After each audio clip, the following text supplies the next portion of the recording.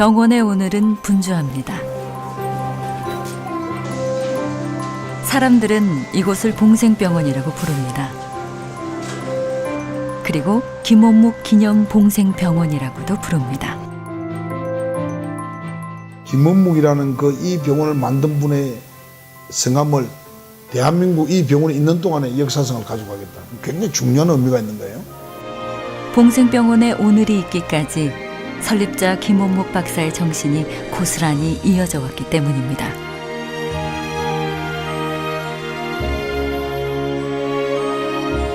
존경받는 인품과 참다운 인술로 봉생 이념을 이끌어온 김원묵 박사. 봉생을 넘어 대한민국 신경의학계를 태동시킨 그의 신념은 40년이 지난 오늘도 이곳에서 생명을 받들고 있습니다.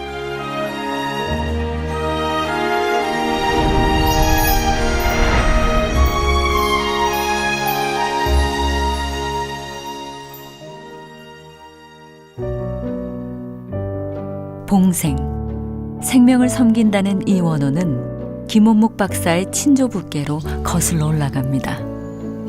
일제시대 당시 조부는 일정한 지역 안에서만 기업할 수 있는 한지 의사 자격으로 평안남도 대동군에서 의원을 운영하셨는데 그 이름이 바로 봉생의원이었습니다.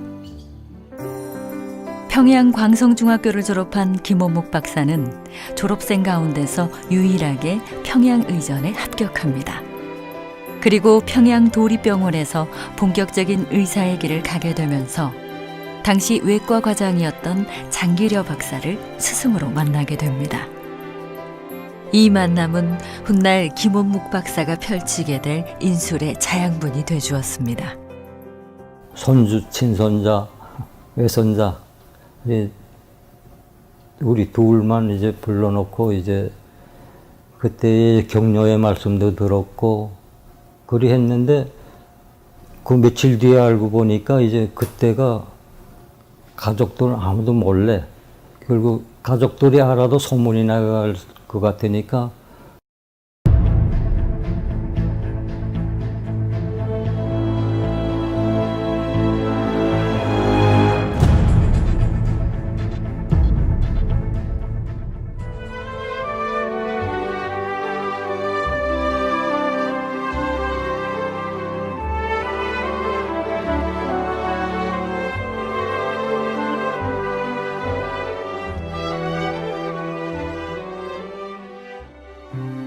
이후 남한의 의사 자격 국가고시에 합격한 김원묵 박사는 석순의 여사를 만나게 됩니다.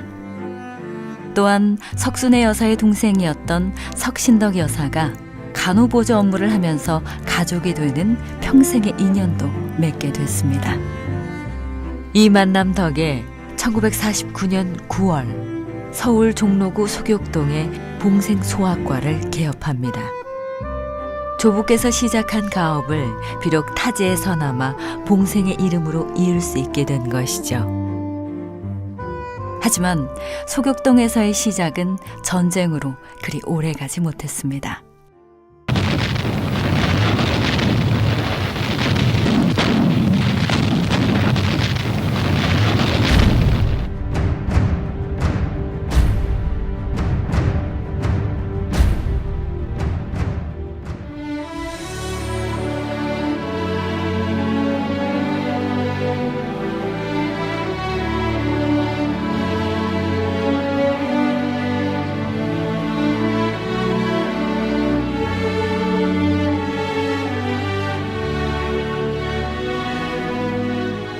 한국전쟁이 막 끝나고 군의관으로서 춘천 야전병원에서 중환자를 진료하던 어느 날 김원묵 박사는 고종사촌과 조우하게 됩니다. 만나서야 형님은 안 우셨지만 저는 울었습니다. 너무 반갑고 그래서 형님은 속으로 울으셨겠죠. 그러나 동생 앞에서 또 군복이고 옆에 시선이 있기 때문에 그냥 반가워만 해주시되 호롤단신으로 평양을 탈출한 이후 혈육과 처음 만나는 순간이었습니다. 옛날에는 군의관들이 그 야간 개업을 허용을 했어요. 김원묵 박사도 춘천 야전병원 시절부터 야간병원을 열어서 진료를 하기 시작했습니다. 낮에는 육군병원에서 밤에는 야간병원으로 밤낮 없는 진료가 계속됐지만 김원묵 박사는 찾아오는 환자들을 외면할 수 없었습니다. 한 분 한 분 환자를 세밀하게 진찰하시고 검사하시고 그렇게 해서 진료를 하셨기 때문에 소위 오진율이 적고 또 실수하는 일이 없고 그래가지고 그분이 명의라는 소문이 차츰 번져가지고 부산, 경남, 경북은 말할 것 없고 멀리 호남이나 서울이나 또는 강원도에서까지 그 명성을 듣고 찾아오시는 환자분들이 많았습니다.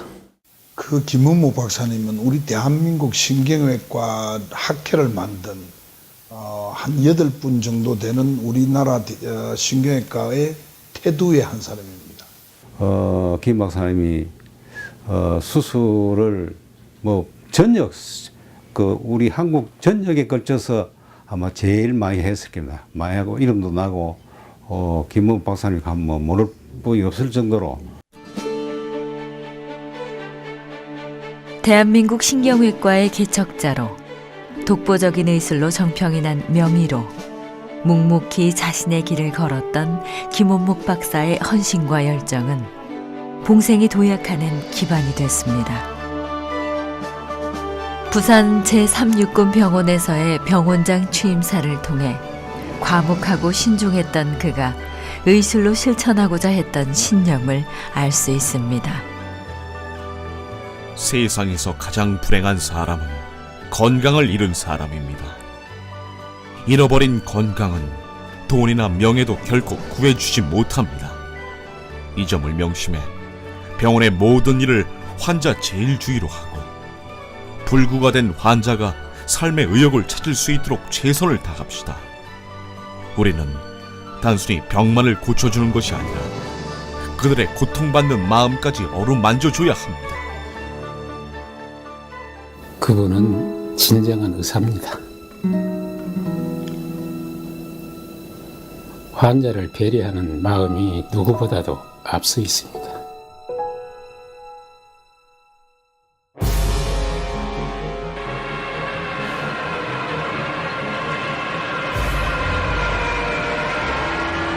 요즘 뉴스 막 나오는 거예요. 화재 사건이.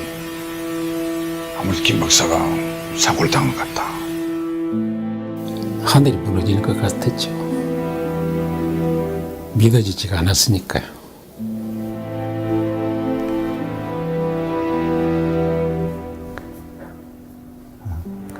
뭐 말할 수 없지요. 뭐.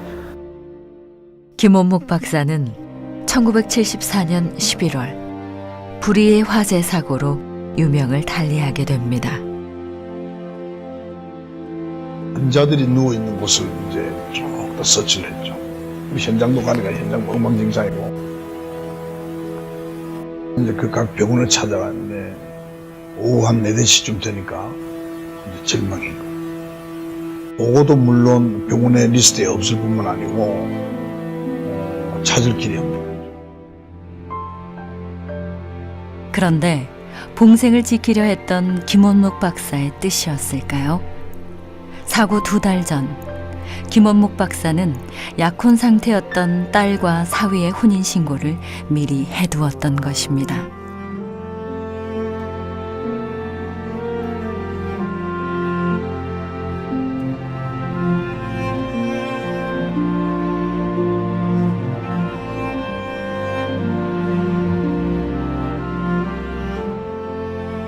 장인 어르신이 그렇게 돌아가시 한 달 전에 혼인신고를 해줌으로써 그 돌아가시고 난 뒤에 법적으로 사위니까 내가 모든 정권을 장인 어르신 나한테 준 거예요, 그게. 그게 뻔한 거 아니에요. 자기 아내 잘 부탁한다. 내 무남동 외딸 닥터정 잘 부탁한다. 그리고 내가 세운 이 병원 잘 부탁한다. 이 3가지 말고 나한테 뭐 부탁하겠어요, 나하고. 그죠? 그러니까 이 세 가지 약속을 나 회 약속도 안 해. 그냥 제사 지내면 그러니까 장례 지내면서 내가 혼자서 생각한 거예요. 만약에 돌아가실 순간에 내가 옆에 있었으면 나한테 뭘 부탁했을까? 그런 생각 들대. 그때 5일장이었거든. 미국에서 내 집사람 와야 되니까. 그때 그 세 가지였어요. 그 내가 세 가지 다 지켰어. 김원목 박사의 타계로 봉생병원은 위기를 맞았습니다. 그때 미망인인 석신덕 여사는 남편과 자신의 분신과도 같은 봉생병원을 다시 일으키기 위해 회장으로 취임합니다. 언제나 남편의 곁에서 병원의 크고 작은 살림과 굳은 일을 도맡아 했던 아내 석신덕 여사. 일왕이라는 별명까지 붙었던 그녀의 헌신에는 불평이 없었습니다. 이유도 없었습니다. 김원목 박사의 봉생에 대한 자랑스러움만이 그녀의 힘이었습니다.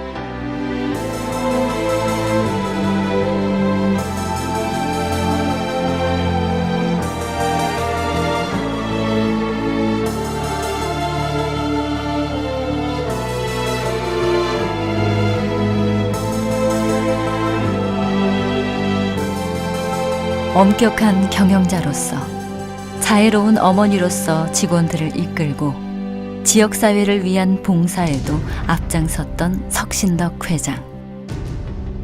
밤중에 이렇게 근무 마치고 나가게 되면은 그래 수고했다 하면서 이렇게 손으로 이렇게 탁 이렇게 악수하듯이 이렇게 쥐어주시는데 보면은 돈 5,000원짜리 지표 있잖아요. 그걸 이렇게 손에 이렇게 쥐어주시고 이렇게 하시는데 그게 돈이 그거 한 것보다는 네가 수고한 걸 내가 알고 있다는 걸 알아주시는 부분이 저는 좋았던 것 같아요. 이제 6층에 그 당시 건물 6층에 이제 내실이 있었는데 거기에서 이제 생활하시고 그러니까 24시간을 병원에 계신 거나 마찬가지죠. 그러니까 그 뭐라 그럴까 정신적인 지주로 계셨다고 할까. 미처 다 꽃피우지 못한 김원목 박사의 신념.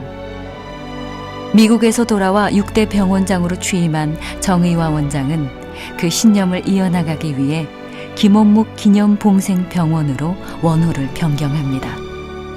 장모님이 닥터정 무슨 놈 병원의 이름이 그렇게 기냐 그래 환자가 부르겠느냐. 그래서 내가 공식적인 이름이 그렇고 모든 서류에는 그렇게 하지만 우리가 부를 때는 그냥 봉생병원이라 합니다. 그러니까 장모님 걱정하지 마십시오. 그렇게. 그리고 추진력과 패기로 지역 의료계에서 누구도 따라올 수 없는 도약의 시기를 맞습니다.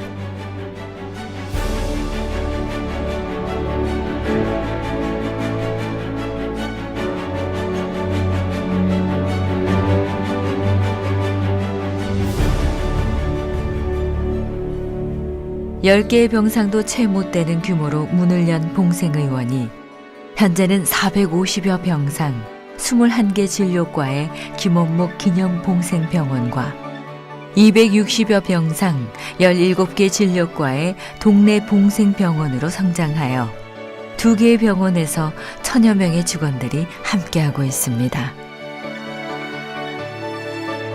빠르게 변화하는 의료 환경에 발맞춰 환자들이 수준 높은 의료 서비스를 받을 수 있도록 노력하는 것도 멈추지 않습니다. 그러나 무엇보다 생명을 최우선으로 여기는 봉생 이념이 병원의 오늘을 지켜나가는 바탕임을 봉생인들은 알고 있습니다. 또한 그것은 봉생병원이 지금까지 이룩한 성장과 발전에 안주하지 않고 나아가려는 이유입니다.